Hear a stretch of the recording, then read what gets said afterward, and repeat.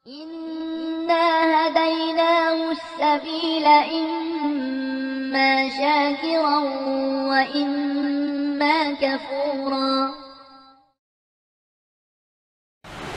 Bismillahirrahmanirrahim. Assalamualaikum warahmatullahi wabarakatuh. Hamdan wa syukran lillah, wala haula wala quwwata illa billahil aliyyil azim. Amma ba'd. Jamaah Masjid Raya Mujahidin rahimakumullah, kita bersyukur kehadirat Allah Subhanahu wa taala yang senantiasa memberikan karunia kepada kita. Kita saat ini masih diberi kesehatan oleh Allah Subhanahu wa taala sehingga kita tetap istiqomah untuk melaksanakan ibadah-ibadah kita di bulan suci Ramadan ini. Semoga senantiasa seluruh amalia Ramadan kita diberikan ganjaran pahala oleh Allah Subhanahu wa taala. Amin ya rabbal alamin. Jamaah sekalian yang saya muliakan, ada 3 poin yang ingin saya sampaikan pada kesempatan singkat ini sesuai dengan tema yang diberikan oleh panitia kepada kami di Pengadilan Tinggi Agama Pontianak menyangkut masalah kewarisan dalam Islam. Yang pertama, salah satu syariat Islam yang mengatur tentang tata kehidupan manusia yang berhubungan antara sesama manusia yang kita sering kenal dengan hablum minan nas, yang menyangkut pengelolaan harta adalah masalah kewarisan. Dalam literatur Islam di berbagai kitab-kitab fikih dengan makna yang hampir sama memberikan penjelasan tentang kewarisan dalam Islam itu selalu berkaitan dengan persoalan pemindahan hak-hak atau harta-harta dari pewaris kepada para ahli waris, termasuk menjelaskan tentang bagian masing-masing ahli waris. Oleh para ulama kita di Indonesia telah dihimpun di dalam satu kitab yang kita kenal dengan kompilasi hukum Islam. Di sana secara rinci sudah disebut bahwa kewarisan dalam Islam itu adalah ketentuan-ketentuan hukum yang mengatur tentang pengalihan, pemindahan harta peninggalan yang sering juga kita sebut dengan tirkah pewaris.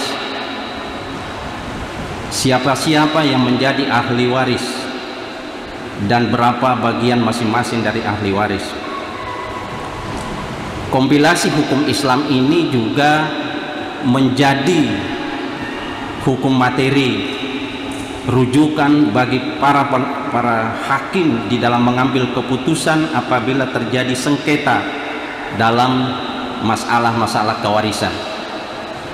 Karena salah satu kompetensi kewenangan yang diberikan oleh negara kepada lembaga peradilan itu dalam menyangkut sengketa harta adalah salah satunya adalah masalah kewarisan dalam Islam.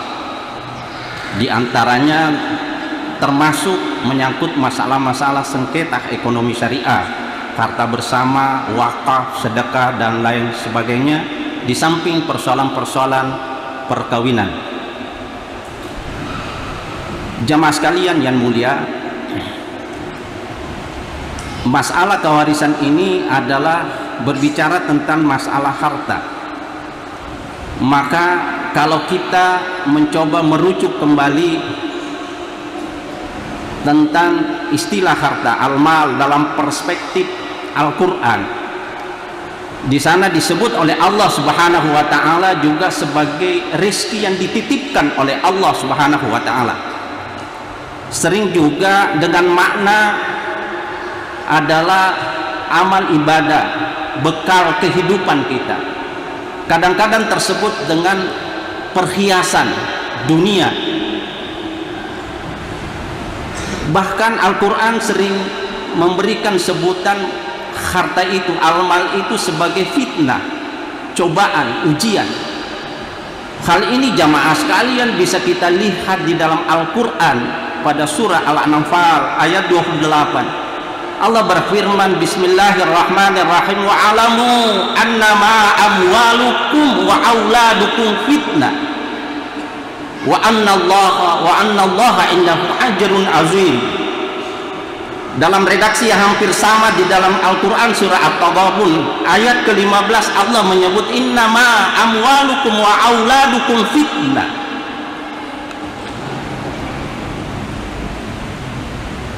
Ketahuilah bahwa harta-harta kamu itu, anak-anak kamu itu adalah fitnah, ujian dari Allah. Sesungguhnya di sisi Allah itu ada pahala yang sangat besar. Maknanya jamaah sekalian bahwa apakah kita yang dititipkan oleh Allah harta sebagai amanah itu kita berhasil lulus dalam ujian Allah dalam pengelolaannya atau tidak. Dan ini juga jamaah sekalian yang sering menjadikan sengketa yang memutuskan hubungan silaturahim antara sesama manusia, bahkan antara keluarga. Maka tidak jarang kita mendengar seorang anak kandung menggugat ibu kandungnya, ibu kandung menggugat anak kandungnya di lembaga peradilan. Jamaah sekalian, oleh karena itu ulama tafsir, salah seorang ulama tafsir Wahbah Suhaili di dalam kitabnya Fi Zilalil Quran menyebut ada 3 dampak yang ditimbulkan dalam makna fitnah dalam Al-Quran, cobaan dari Allah Subhanahu wa Ta'ala. Yang pertama adalah kecenderungan mendorong manusia untuk melakukan perbuatan yang haram. Oleh karena itu jamaah sekalian, pada saat sikap kerakusan kita terhadap harta, kecintaan kita yang berlebihan terhadap harta, sikap hedonisme kita terhadap harta, itulah yang sering mengabaikan kita untuk melihat harta itu dari manapun sumbernya kita ambil. Yang kedua, enggan, kata Wahbah Suhaili, enggan menunaikan hak-hak Allah. Pada saat kecintaan yang berlebihan terhadap harta, maka kita cenderung kadang-kadang untuk tidak mengeluarkan infak, sedekah, zakat dan lain sebagainya yang berkaitan dengan hak-hak orang lain.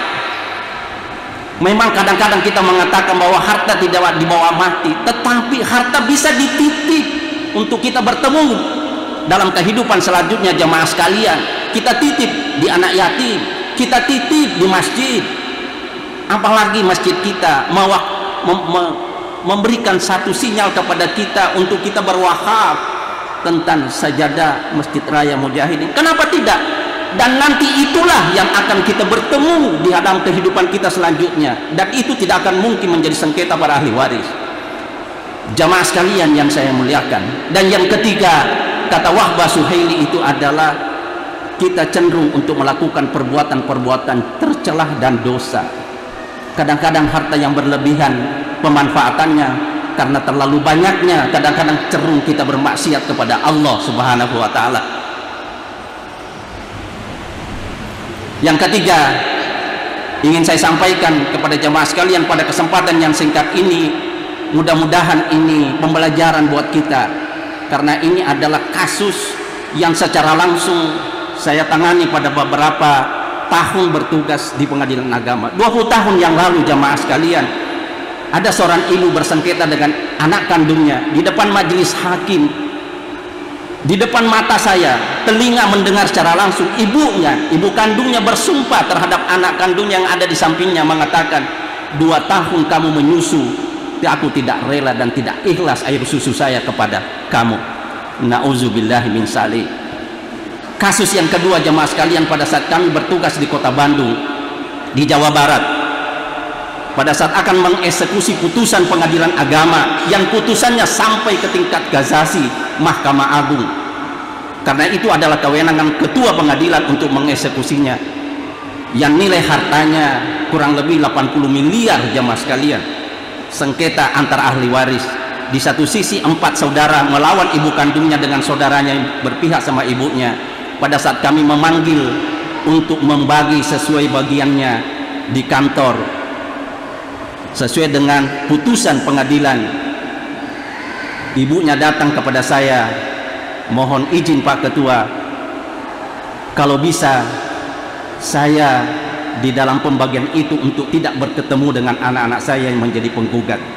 Padahal maksud kami adalah mengumpulkan mereka, paling tidak setelah saya bagi, kami nasihati agar merukunkan kembali agar silaturahmi. Tetapi ibu kandungnya tidak mau, mengatakan biarkanlah itu menjadi hak kami dan berikan waktu untuk kami tidak bertemu dengan anak-anak kandung saya yang menjadi penggugat.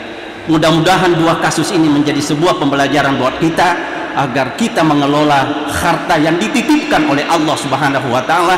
Sumbernya adalah jelas halal dalam pandangan Allah dan pemanfaatannya adalah sesuai dengan jalan yang diperintahkan oleh Allah Subhanahu wa taala.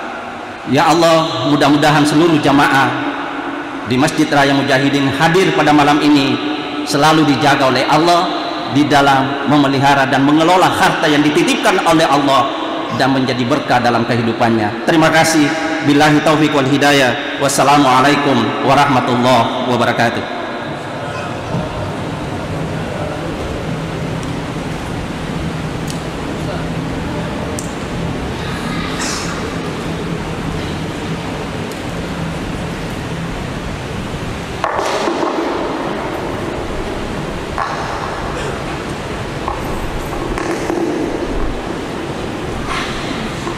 فبأي آلاء ربكما تكذبان